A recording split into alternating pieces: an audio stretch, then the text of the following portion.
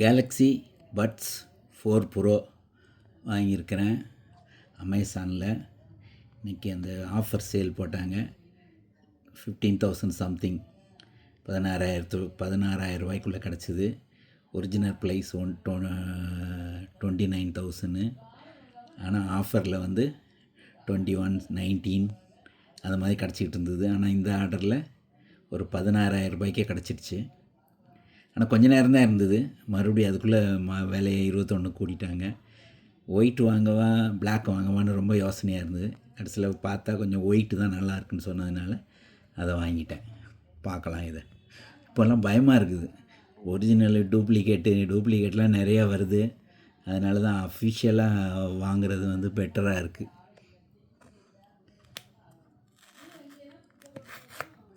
கிளிக்கும் போதே தெரியுது ஒரிஜினல் தான்.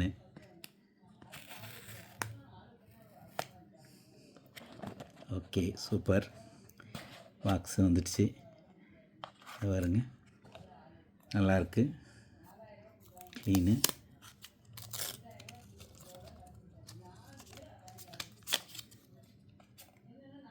Super, white colour